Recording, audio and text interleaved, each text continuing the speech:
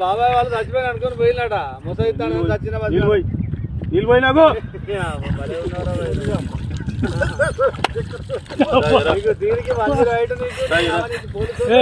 ఎందుకు పన్న వాళ్ళ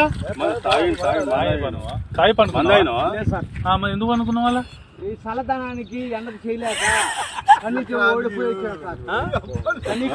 ఓడిపోయి వచ్చిన గెలవలేక ఏం చేసావు 10 రోజుల నుంచి గణేట్ చేత నాతో గట్టించి నా కష్టం దోచుకొని గణేట్ రాయ్